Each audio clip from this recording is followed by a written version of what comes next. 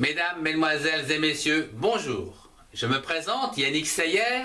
Je suis polytechnicien en nouvelles technologies de l'information et de la communication.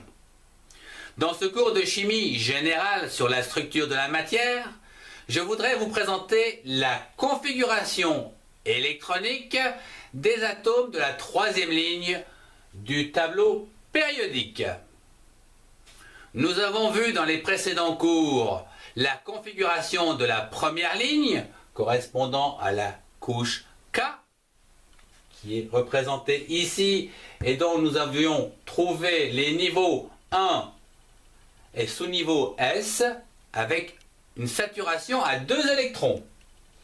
Puis la couche L de forme 1s2, 2s2 et 2p6. Voyons aujourd'hui la couche M de la troisième ligne. Excellent cours à tous.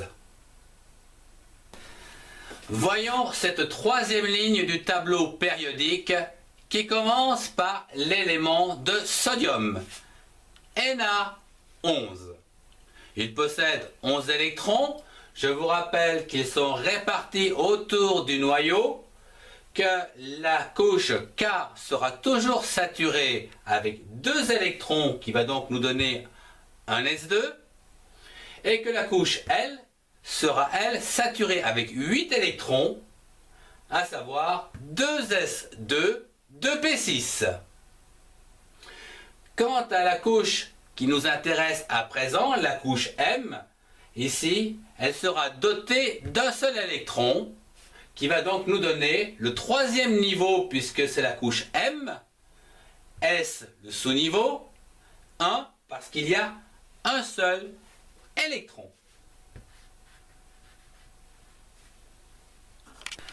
Le deuxième élément de notre troisième ligne est le magnésium, Mg12, qui possède 2 électrons sur la couche M, que nous écrirons 3 parce que c'est le troisième niveau, S sous-niveau, 2 parce qu'il y a 2 électrons. Ce qui nous donne 1s2, 2s2, 2p6, 3s2 pour le magnésium. Le troisième élément de notre troisième ligne est l'aluminium, Al13. Il possède 13 électrons, dont 3 électrons sur la couche périphérique ici, M. Nous écrirons ceci sous cette forme, 3s2, 3p1. Ici, nous changeons de sous-niveau. Si on résume, pour l'aluminium, 1s2, 2s2, 2p6, 3s2, 3p1. Le quatrième élément de cette troisième ligne est le silicium, Si14. Il possède 14 électrons, dont 4 sur la couche externe M, que nous écrirons sous la forme 3, donc le niveau 3, S2, 3, P2. Ce qui donne au total un S2, 2S2, 2P6, 3S2, 3P2.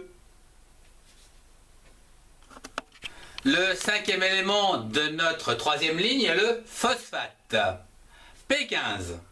Il possède 15 électrons répartis autour du noyau, dont 5 électrons à la périphérie sur cette fameuse couche 3, c'est-à-dire le troisième niveau, que nous écrirons 3s2, 3p3. Le sixième élément de notre troisième ligne du tableau périodique est le soufre, S16. Il possède 16 électrons répartis autour du noyau, dont 6 sur la périphérie, sur la couche M, que nous écrirons par 3s2, 3p4. C'est-à-dire au total 1s2, 2s2, 2p6, 3s2, 3p4.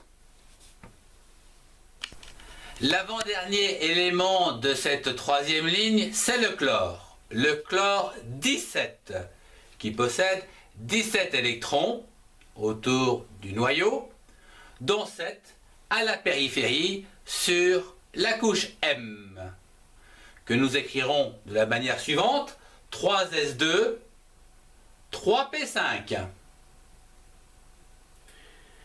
L'ensemble donnera, comme on l'a dit précédemment, 1s2, 2s2, 2p6, 3s2 et 3p5. Et pour finir cette troisième ligne, l'argon, argon 18, qui possède 18 électrons répartis autour du noyau, dont 8 sur la couche la plus externe ici, la couche M, que nous écrirons de la façon suivante: 3s2, 3p6. Ce qui, en résumant l'ensemble, nous donnera 1s2, 2s2 de p6, puis 3s2, 3p6. Je vous remercie de votre attention. Au revoir.